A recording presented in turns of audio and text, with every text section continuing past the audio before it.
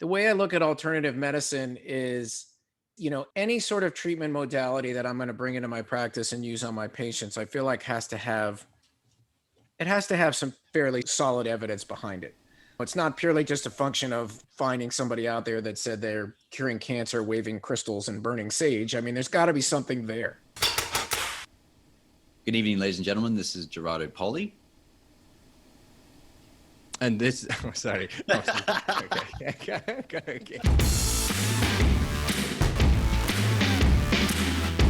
I'm Gerardo Poli.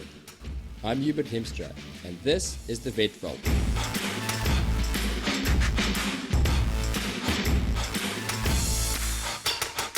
Hello, Vet Vaulters, and welcome back. Before we start today's episode, I want to tell you about an upcoming conference, or actually two conferences. We're talking about an actual real-life in-person conference with actual human beings and everything. Now, if you're not from Australia or New Zealand, then you should consider skipping the next 2 minutes because it might hurt your feelings a little bit to hear what we're about to talk about. Maybe just hit that skip 15 seconds button about 5 or 6 times and we'll see you on the other end of this. Are they gone? I think so. You think so? Okay. Yeah. Now, if you listened to the clinical series, you'll know Dave Collins as our very knowledgeable medicine specialist and co-host. But what you might not know is that Dave is also a veteran at organizing spectacular CPD events in spectacular locations. It's called Vets on Tour. And while it obviously was a no-go during 2020, it's back this year with 2 drool-worthy events in August. He's organized one in Wanaka in New Zealand, and that goes for 5 days. And that is 5 days of snowboarding, skiing, and continuing education. And the other one in Thredbo, right here in Australia, for some more snow and continuing education. They have a stellar lineup of speakers in smallies medicine, cardiology, and surgery, ready to get you upskilled and inspired on the work front, but with a program that leaves plenty of time to hit the slopes. And both of these events feature some real life humans talking to each other and socializing, literally almost touching each other if it wasn't for the 1.5 meter distance rule. Although high fives on the slopes is a very hard thing to avoid. Your biggest challenge, or at least my biggest challenge, will be deciding on which of the events to attend. I doubt that I'll get away with 2 ski trips continuing education events this year, but I'll definitely see you at one of them. We might even try to do some live podcasting from the event. And I will say, I've had a look, and flights to New Zealand are pretty cheap at the moment. So that is 1 to 6 August for Thredbo and 22 to 27 August for Wanaka. And you can go and secure your spot at vetsontour.com.au. Hopefully see you there. All right, now back to our episode and our guest. What do you think when you hear the words holistic or alternative, or what about complementary? These are terms that can evoke quite strong opinions and responses in many vets one way or another, right? 100% honest, I was a bit apprehensive about doing this interview. I am a natural skeptic, so I was worried that our guest was going to be a little bit out there in his ideas, but I am super glad that we took the time for this conversation. It turns out that, like me and probably like you, Dr. Gary Richter is a vet who cares about his patients and wants to find as many ways as he can to help them. And he happens to have found his niche in offering treatments that are a bit outside of the norm. And I must admit, it has made me curious. Dr. Gary Richter has been practicing veterinary medicine in the San Francisco Bay Area since 1998, starting out his career in emergency. These days, he runs a practice that focuses on the benefits of conventional and holistic treatment methods for the preventative and therapeutic care of pets, as well as educating professionals and pet owners on the benefits of integrative care. Dr. Richter was named Holistic Veterinarian of the Year in 2019 by the American Holistic Veterinary Medical Association and is currently the president of the American College of Veterinary Botanical Medicine and is a founding member of the Veterinary Cannabis Society. He is also the author of a book called The Ultimate Pet Health Guide. In our conversation with him, we dig up and chew on a few of the old bones of contention in our profession, like the role of alternative or complementary medicine and the processed foods versus whole foods debate. Gary talks about integrative medicine as a practice model and as a business model, and he tells us about a few of his favorite and most useful therapeutic discoveries that he's made on his explorations. And of course, we can't talk about alternatives to a Californian vet without talking about marijuana. Please enjoy this enlightening view of our profession from a slightly different angle. Dr. Gary Richter. Dr. Gary Richter. Gary, welcome to the show. Thank you. Happy to be here. Hello, Gerardo. Hey team, it's good to be back. Squeezing in the nick of time again. I did my best, mate. Gary, we have so much to talk about. We haven't had anybody in your field or with your interests on the show yet. And I'm sure the listeners will be super curious, but I've got so much to ask. But I want to jump in with something a little bit exciting or unusual. But from Googling you have quite an interest in marijuana or marijuana derivatives for patient care. That's a question that we get quite a lot as vets, actually. There's a lot of people, obviously the stuff's out there on the internet and there's clearly something to it and as you're blind, there's a lot of evidence that it can work for certain things. So we have clients coming into even an emergency practice asking about using marijuana or CBD oil for seizure control and all those sort of things. But because there's this thing around it that you're not supposed to do it and it's not licensed medications, we're pretty uninformed. I certainly don't know what to use it for, how much and how. First of all, how did you start down that journey? Was there a particular case or something you found, or what started you down the journey of exploring that as a treatment modality? You know, my practice is very much an integrative medicine practice. So, I practice both Western medicine and complementary and alternative care. So acupuncture, chiropractic, herbal therapy, what have you. So philosophically, I'm always kind of looking for what else is out there that I can use to help my patients. And the way I look at alternative medicine is, any sort of treatment modality that I'm going to bring into my practice and use on my patients, I feel like has to have some fairly solid evidence behind it. It's not purely just a function of, finding somebody out there that said they're curing cancer, waving crystals and burning sage. I mean, there's got to be something there to it. So anyway, my practice is in the San Francisco Bay Area, specifically Oakland, California. And we are actually sort of in the epicenter of medical cannabis and cannabis in general within California and to a certain extent within the country. And honestly, it was really sort of inevitable that my practice was going to go this way because so many people, now I think like you're experiencing now, but this is like 4 or 5 years ago, so many people were coming into the practice asking, what can I do? I had a great experience with medical cannabis myself. Is there a way I can use this for my pet? And I didn't know what to say, and nobody else I knew what to say. And around that time, I happened to have a client that was bringing his dog in for rehab, and he owned a dispensary. He was the owner of a cannabis dispensary. So I was chatting with him one day, and I told him, I'm like, I'm interested in this, but I don't even know I don't know where to start. I don't know who to talk to. And he's like, I have the perfect person for you to talk to. He's like, there's a guy that makes artisan cannabis medications that we have in my dispensary. You should talk to this guy. And he gave me his phone number, and I called this guy. And we started talking, and over a period of time, that conversation led to us developing several cannabis formulas specifically for animals.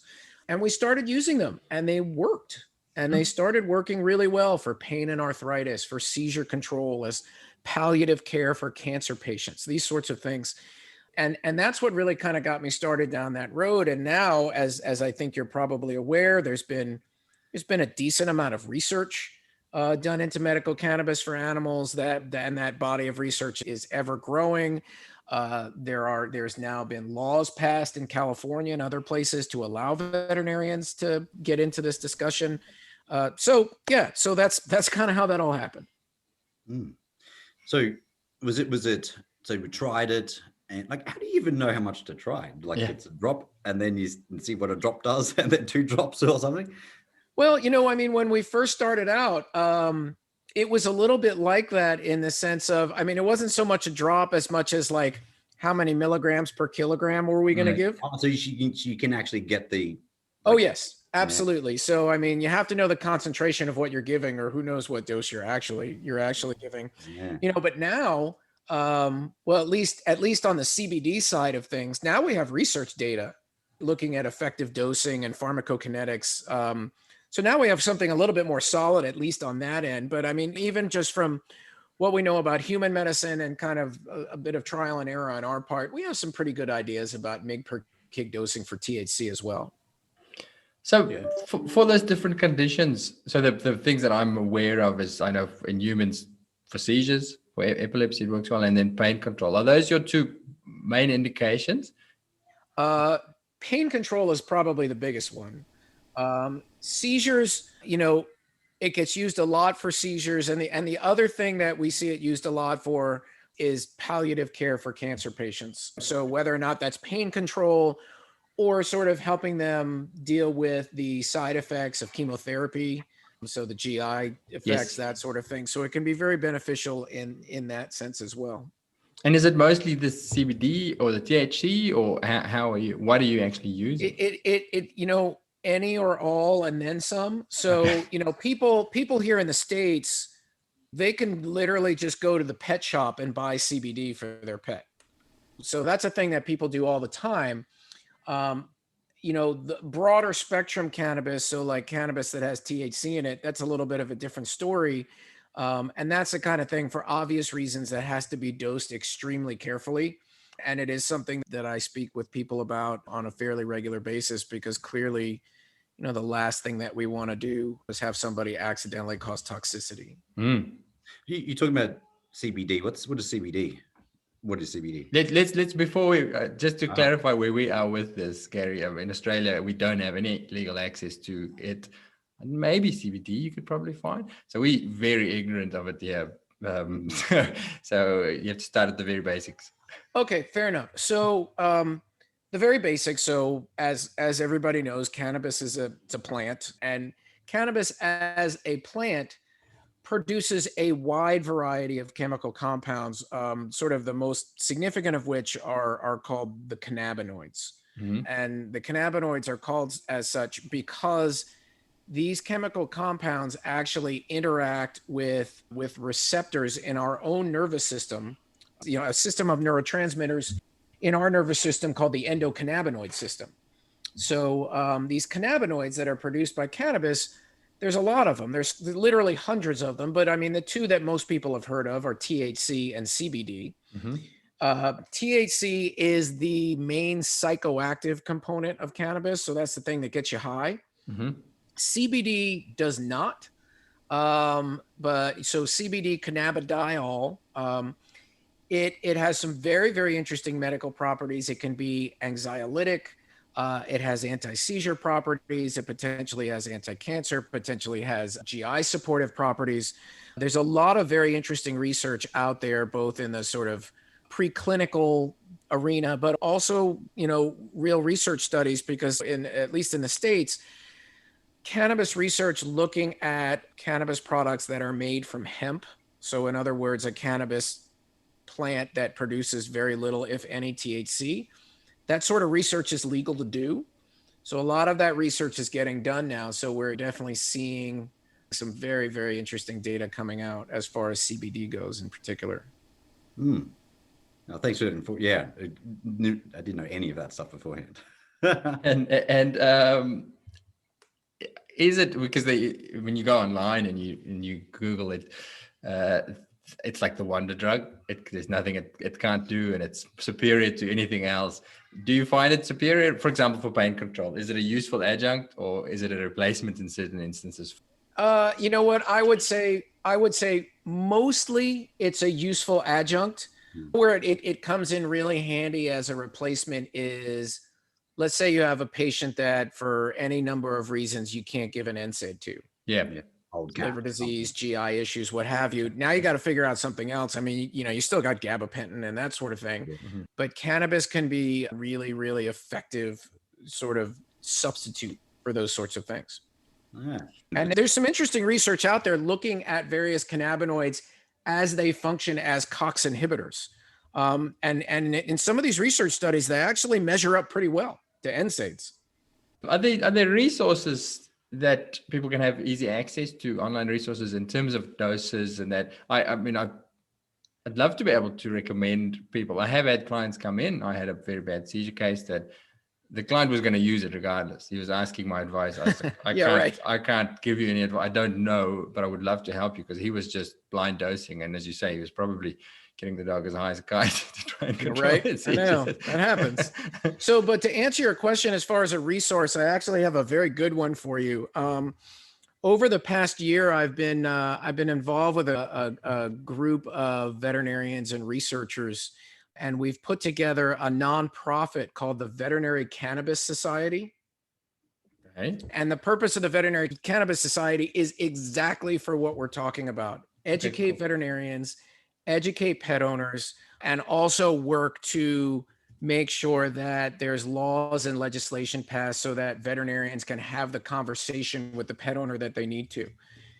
So if people want to go check out the Veterinary Cannabis Society, the easiest website is vcs.pet. So there, the website is up, although I will tell you that come April or so, it will be dramatically expanded as far as the content on there and the educational materials. We're finishing up that aspect of it right now. So there's some stuff there now, but in a month or two, it's going to be really extensive. We'll pop that in the show notes. So in that discussion, Gary, you talked about your practice as a much more holistic approach to veterinary science. How did that happen for you? Because am I right in saying you started your career like us as an emergency vet? Yeah. No, that's exactly what happened. Not a lot of holistic care in emergency medicine. No, there's precious little holistic care. So I'll tell you what, the way that happened is I had been in practice for, I think about 4 years. And I was getting to a point where at that point I was working general practice. So a little bit less exciting than the emergency work, a little bit, I don't want to say mundane, but a little bit more sort of routine. And I was getting to the point where I kind of found myself looking for something else from the perspective of, like when you work emergency, you don't do any long-term care, right? It's just stabilize them and then somebody else takes over. Yeah. But working in general practice, you're doing this long-term care. And what starts to happen is you start to see the end point in the treatment algorithm.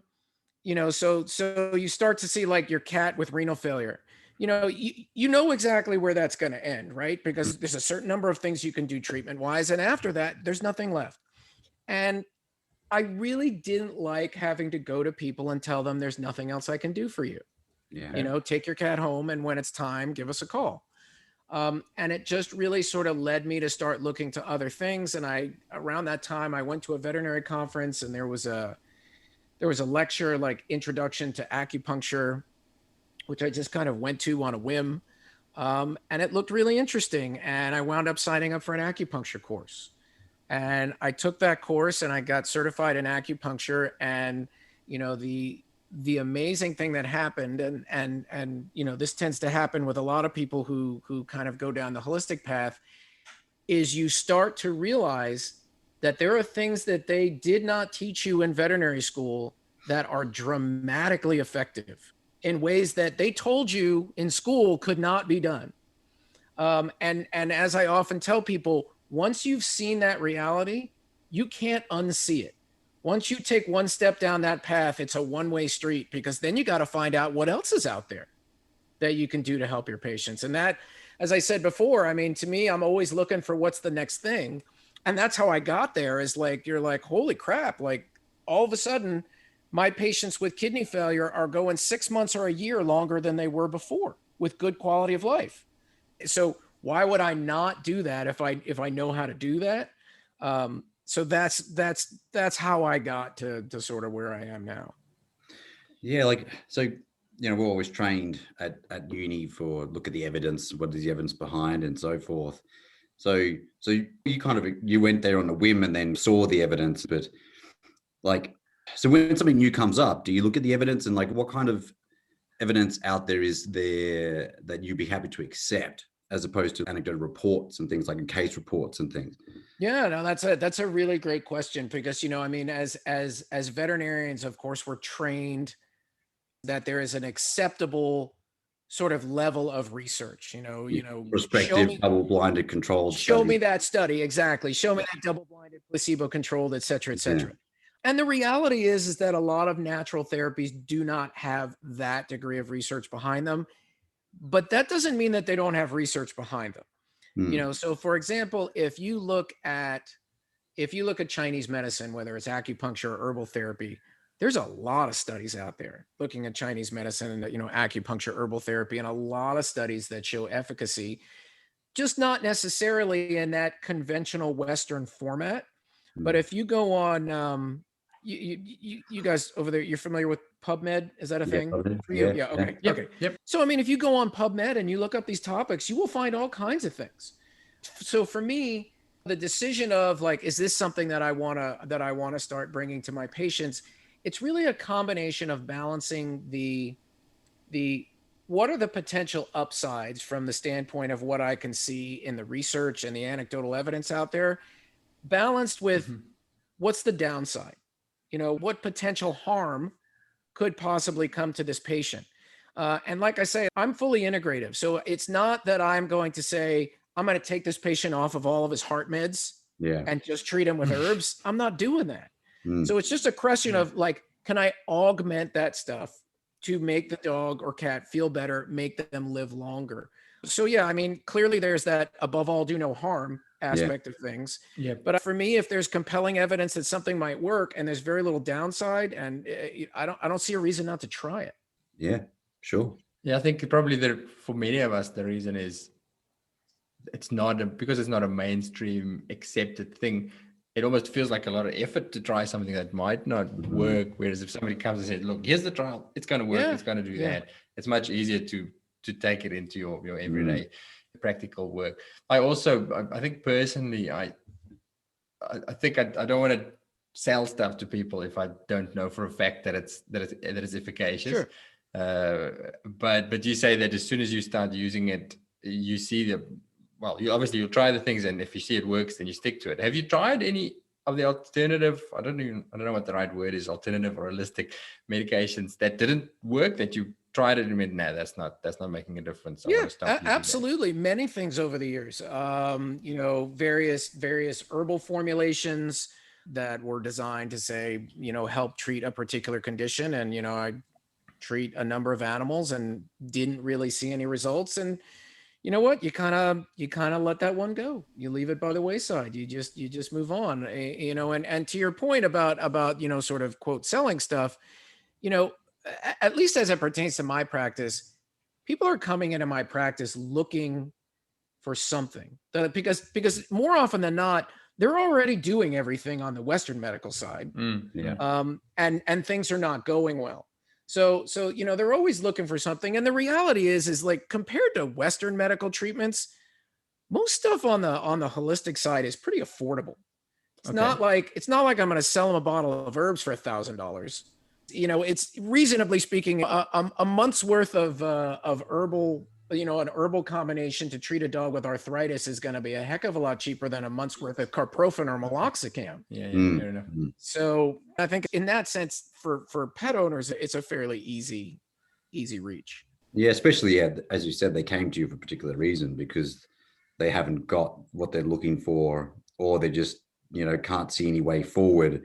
It's probably worth saying, since we're on this holistic topic, that there is an organization on your end of the world in Australia called the College of Integrative Veterinary Therapies. It's an online platform for veterinarians where you can take courses in herbal medicine, Chinese medicine, acupuncture, any number of topics. If that's something that interests people, it's an excellent platform. I've done a course for them on cannabis therapy, but there's all kinds of stuff on there. So if anybody that's listening is interested in holistic medicine, particularly if they're in Australia or in that part of the world, check out CIVT. They do a great job. Okay, we'll put that in the show notes as well. It's good to know. So when you're hiring associates and things, like, is it easy to find vets who would jump in and I like the little chuckle. Yeah. I laugh because I literally just hired somebody this week. And I will tell you that it's a minor miracle that I actually hired somebody, because it is an extremely small population of veterinarians that do this kind of work. And a lot of the ones that do holistic and alternative medicine in many cases have given up Western medical practice. So finding somebody, that can keep one foot on either side of that line is very, very challenging. And I am very grateful and thankful this week that I actually found somebody, because it can take a long time. As I have said, it's, you're fishing in a very, very small pool. Yeah. Gotcha. It's a divisive topic sometimes within the veterinary community. It is. I've seen it certainly on the social media veterinary platforms. People are very strongly for or against. You know what? As I have said, we mock what we do not understand. Mm. Yeah. I'm like Hubert all the time, but I understand him. Maybe I'm just me. No, you don't. You don't understand me. That's the problem. So, Gary, in that sphere of non-traditional therapies, what's new and exciting now? Have you found anything that's got you all excited about potentially new therapies? From a new therapy standpoint, I mean, some of the things that we've started doing in my office recently, and these are not necessarily brand new to medicine, but they are kind of new to my practice. We've been doing a lot more ozone therapy. We have started doing fecal transplants, getting back to the whole poop discussion of earlier. Yep. We do hyperbaric oxygen therapy, which can be very beneficial. And we recently brought in I'm sure you're familiar with cold laser therapy, but we recently brought in a high intensity laser that is a little bit more specifically designed to treat damaged ligaments and tendons. So We're using that in some of our rehab cases as well, with good results. And that's something there's not a lot that you can do for that. So it's nice to have a tool of any sort for it. Yeah. Mm-hmm. Yeah. I mean, we found that it works for the dogs we have that come in with medial shoulder instability. It works amazing for those dogs. It also turns out it works really, really well for wound healing.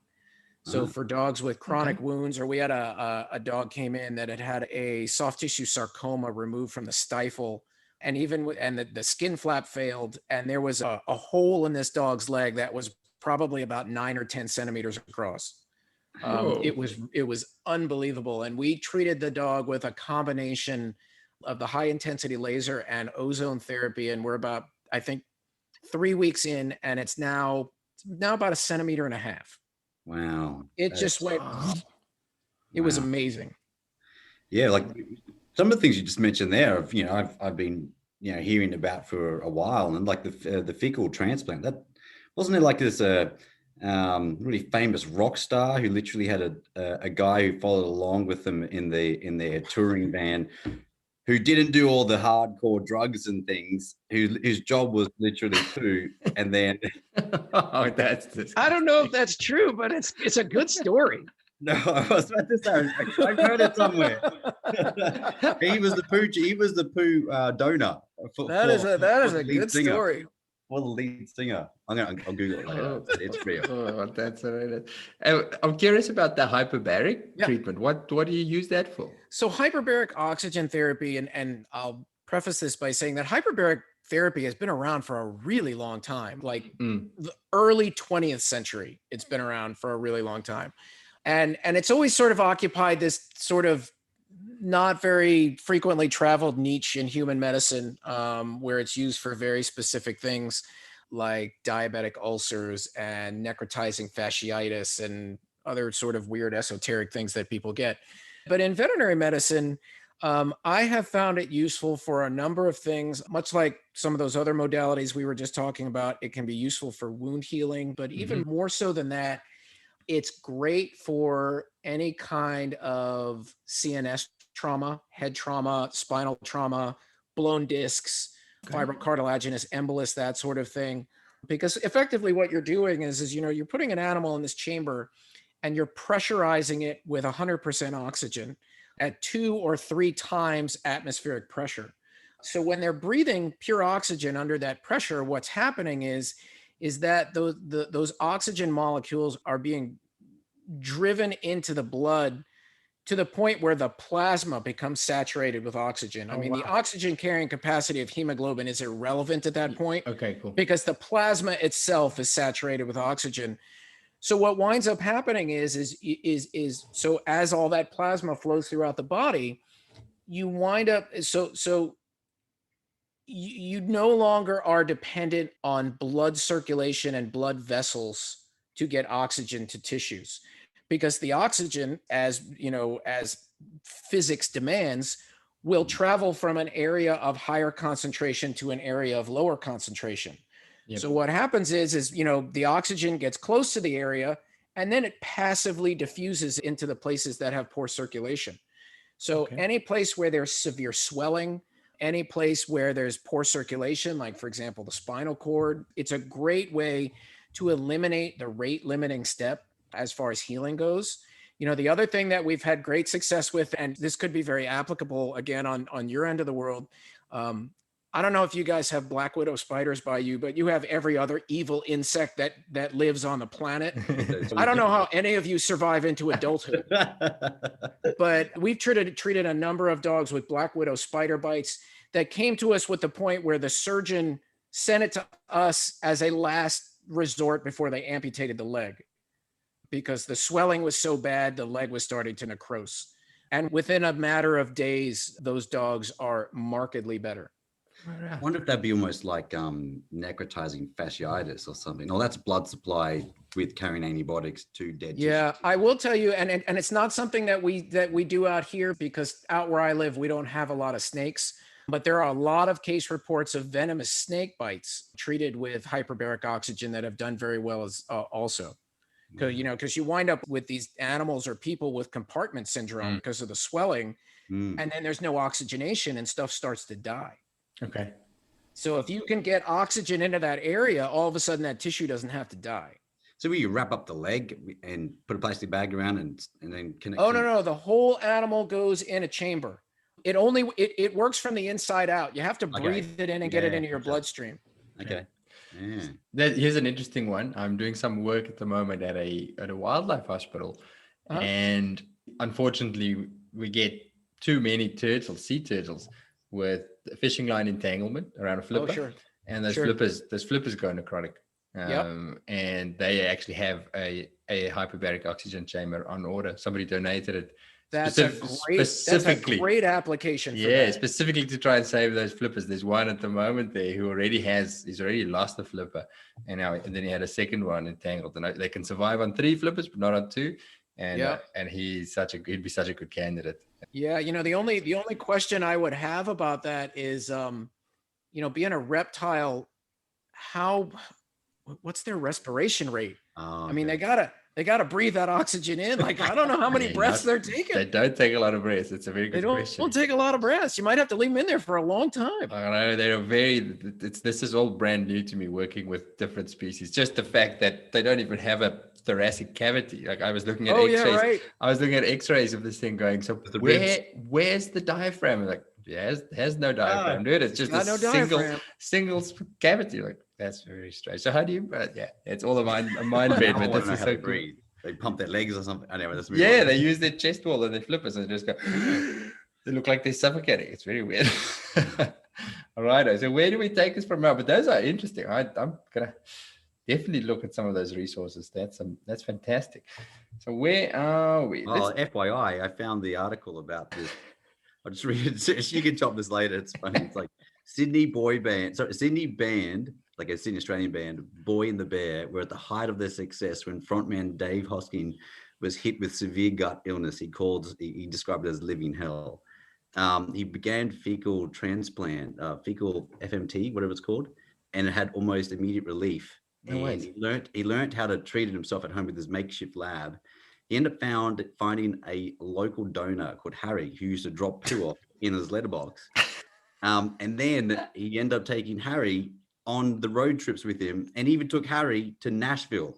And like, so basically Harry enabled him to continue touring and singing and stuff. So I can tell what you're thinking. You're thinking, well, I can drink as much as I want. I just need a poo roadie to come with me. Oh, no, I'm just saying. I'm just saying. There's some science behind that one. Yeah, clearly. Yeah, they do that in koalas. Yeah, that's a big thing. Yeah, that's a big thing. But they horrendous with antibiotics. They get all these things that they need antibiotics for, and then you antibiotic them, and then they want to die because you've destroyed their gut biome. You've killed their gut. Yeah. Yeah. No, they're complicated little things. All right, but where do we go? Yeah, I'm still not done with the whole holistic practice thing. Okay. Well, first of all, what's your practice model? Do people come to you as an additional thing, or are you still getting clients coming through the door for primary care, and that's just something extra that you offer? And then the lead on question to that is, or the follow up question is it good for building a practice? Is it a good step for a practice to take? So we see both. We see primary care patients, but I would say the majority of what we see, maybe 75% of what we see, are animals that are coming in for adjunctive care for a specific thing. So whether or not it's a medical issue, they have cancer, they have kidney disease, what have you. The other thing that we see a lot of are rehab cases. So we see a lot of post-op TPLOs or back surgeries, these sorts of things, to do the physical therapy and the rehab to get these dogs walking and moving again. So that's a big piece of it. So from the standpoint of your other question of, is it a good business model? I mean, I don't know how it goes in Australia, but I would argue that veterinary medicine is a pretty poor business model to begin with.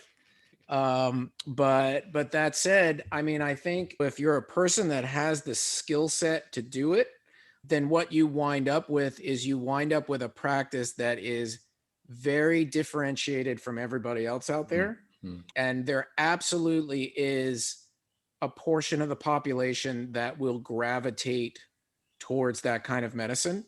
Mm. And, the truth of the matter is like many, many times I'll have people come in because their veterinarian recommended surgery or chemotherapy or something, and they didn't want to do it.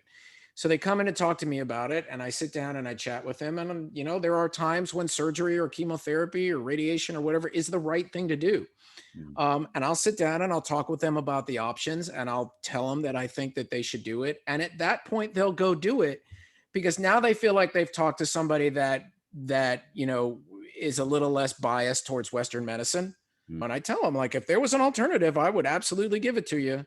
But, there are times when surgery is the right thing. And once they hear that from somebody who also practices alternative, they'll go do the surgery. Mm. Did you cultivate relationships with referral centers and things to build relationships with them to send things to you as well? Yeah. When my practice kind of evolved in this direction, I mean, I had already, because of my years working as an emergency clinician, because of my involvement in sort of like our local county veterinary medical association, I already had a very good relationship and reputation with the veterinary community in the area. Okay. And I think it worked out really nicely for me because all those people already knew me as a competent Western veterinarian. So then when I started doing some of this other stuff, they were a little bit less likely to just brush it off, because they're like, well, I don't understand it, but I know the guy and I know he's not crazy. Yeah. I don't know, maybe I am, but not crazy in a medically incompetent sort of way. So they were willing to send us stuff. So that was a great place to start from a referral base. But we do everything we can to kind of foment new referrals and maintain our referral base. So for example, like any specialty hospital, every animal we see generates a referral letter that we send back to their regular veterinarian. So that way they know what we're doing. They can see the progress. So hopefully the next time they have a case that looks similar to that, they'll think of us. Okay, I get it. So the model is kind of like you're complementary to their service that they're providing as well. Yeah, yes. Same as emergency for us, We're not the primary vets, but they come to us because they want, care at night. So we don't take over the care of their pet from then on, but so we send reports of what was done and follow-up notes. And so, okay, that makes sense. Yeah. You've You got books and YouTube channels and things, Gary, is that right? I do. I don't know how that happened, but it did. Um, The question was, how did that happen? how did that happen? I have We can skip that question now. no idea whatsoever how that happened. But yeah, I do have a book. It's called The Ultimate Pet Health Guide. And kind of the genesis of that book, where that started, was it kind of started out as a discussion about the benefits of whole food nutrition for dogs. You know, talking about the shortcomings of commercially prepared pet foods, etc. But as I was writing it, it really kind of exploded and expanded into something much, much bigger. And it really turned into the discussion about nutrition leading into a discussion about integrative medicine. And what I wound up doing is I wound up writing a whole bunch of chapters about various medical conditions. So kidney disease, liver disease, arthritis, allergies, what have you. So like 20 plus different things. So I just did it by chapter. And mostly this was written with pet owners in mind. So I kind of wrote, you know, all right, so your dog has liver disease. What does that actually mean? So what's going on in your dog's liver? How is that diagnosed? How is it treated from a Western perspective? How is it treated from a holistic perspective? And how do you integrate all that together to get the best outcome? And I kind of went through all of these various disease processes so that, you know, somebody who's dealing with something with their pet, they could open up that chapter and kind of get an overview of what's going on. Then I wound up working with a nutritionist, and we put together 50 homemade recipes for dogs and cats. So if people wanted to make food at home, particularly if they needed to make a quote prescription diet, but wanted to do it from a fresh food perspective, there's recipes in there for people to do that. So yeah, it turned into a 2-year odyssey of writing this thing. But you know what? I mean, I'm really happy with it. It really encompasses a lot of what I do on a day-to-day basis. It sounds huge. Just to listen to It's pretty the description. I reckon if you knew what it was going to morph into, you might not have started. I know. It's like 400 pages. It's a textbook. Yeah, a little bit, but it reads easier. Like I say, I wrote it with pet owners in mind. Although I think for a veterinarian that was interested in getting into holistic and alternative medicine, it might be an interesting read. Is it available on Audible? It is available on Amazon. Oh, okay, cool. Gary, so the other, you mentioned the recipes there and the whole food type thing. That's something else that's also quite divisive within our profession. When I certainly was educated in the simplest way and the most guaranteed way to make sure your pet gets all the right nutrients is to get a commercially produced, not a rubbish, not some cheapskate food, but the big brands. That's the best way, and that's what you should recommend. But I do wonder if some of that education was maybe funded by some of those brands. I'm not sure. but that's when clients ask me, should I be feeding X, Y, and Z? I go, look, it's easy to buy a balanced bag of food. And my dogs seem to do fine on it. And I think there's a lot of vets who feel that way about it. Why not? Why not the commercial foods? Why not the dry kibbles? Yeah, it's a really good question. And like you, I mean, that's the education I got in veterinary school as well. And to your point, the nutrition department where I went to school was funded by Hills. Yeah. Okay. So, you take that for what it's worth. But, I look at it this way. We all know as people, from our own diets, the closer that we're eating to fresh whole foods, the better off we are. The less highly processed food that we eat, the more healthy that we are likely to be. And there is absolutely no reason that I can come up with to think that would be any different in a dog or a cat. Yeah. No dog or cat evolved eating food out of a bag or a can any more than we did. Their bodies evolved to thrive and survive on fresh foods. Yeah. So when you start to look at dry food and canned food, it is by every definition highly processed food. And it's not so much that that highly processed is in and of itself a bad word, but if you look at what that really means, number one, dry foods, kibble, are extremely high in carbohydrates, which is not necessarily an evolutionarily appropriate diet for a dog or a cat. The other thing that we know, and this is all in the research, and it's amazing to me that the veterinary profession doesn't talk about this, that it is very well known that there are carcinogenic chemical compounds created in the process of making kibble. When you heat proteins and carbohydrates at high temperatures and high pressures, chemical things happen. It's chemistry. It's just that you can't make it not happen. So these things like advanced glycated end products and Maillard product reactants, we know from the research that they cause inflammation, they cause kidney damage, they cause cancer. And we also know from the research that dogs and cats eating those kinds of foods are often eating 30, 40, 50 times more of those chemical compounds than your average person does in a day. So to me, when you start to look at it through that lens, it kind of becomes a no-brainer from the standpoint if they need to be eating something different. So that leads into the question of, well, what should they be eating? And like I say, I mean, what I generally tell people is the closer we can get our pets to a fresh whole food diet, the better off we are.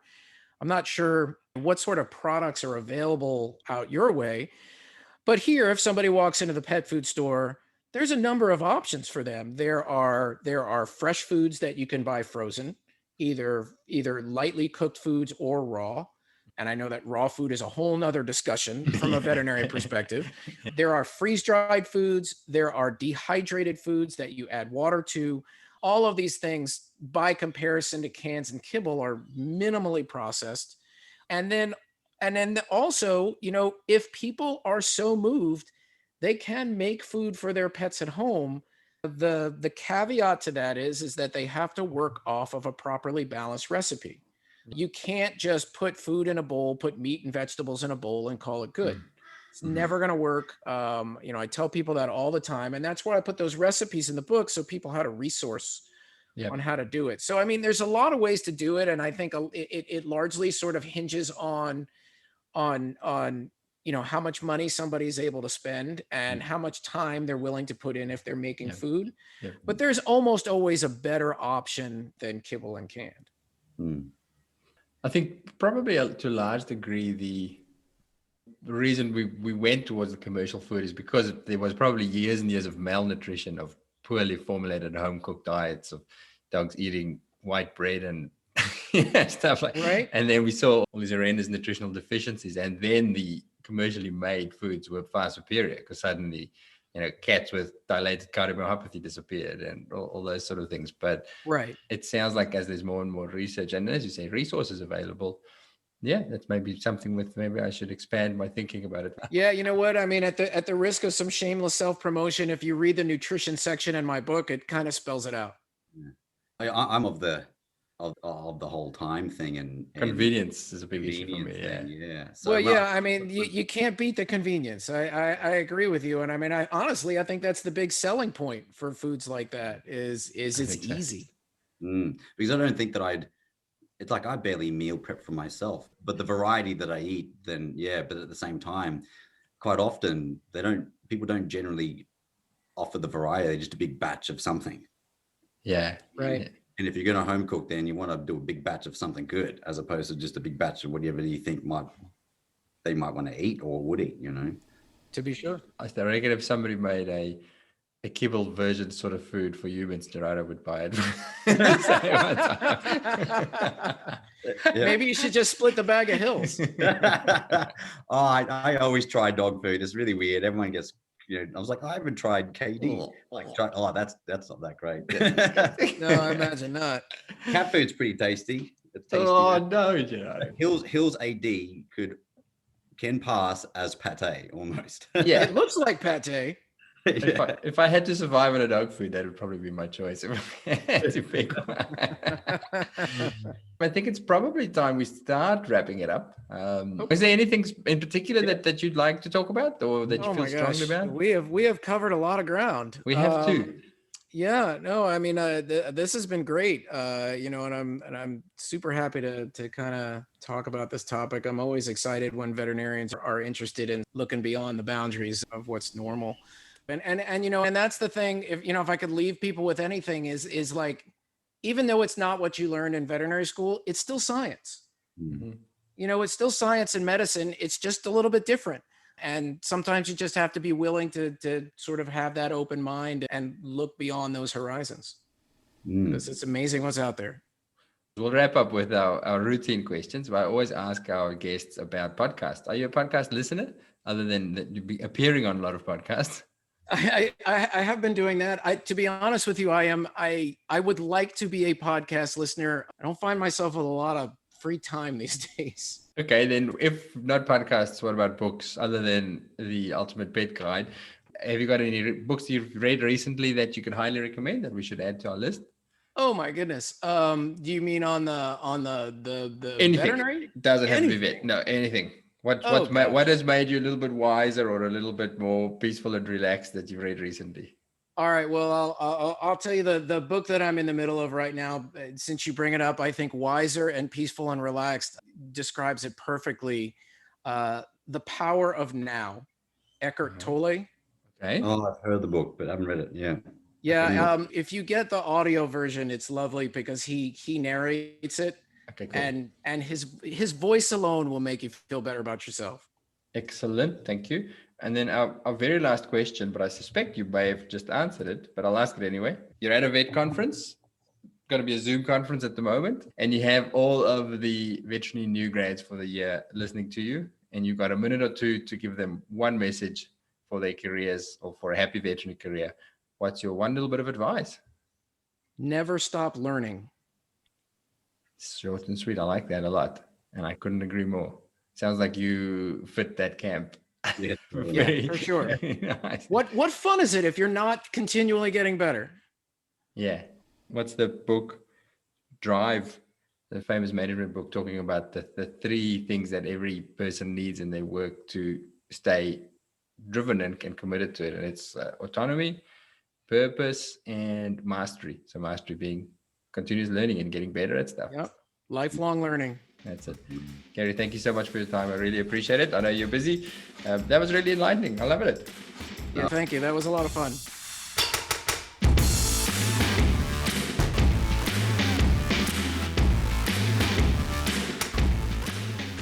You know those conversations that you have at conferences, back in the days when we still had big vet conferences, when people are chatting to the lecturers and asking questions, and you hear things like, this isn't really in the books, but here's what I think. It's in those kinds of conversations that the best nuggets of wisdom appear, the nitty-gritty real-life details that you can only get from years and years of experience. And it's exactly those kinds of conversations that we try to emulate on the Vet Vault Clinical podcasts. We don't want lectures.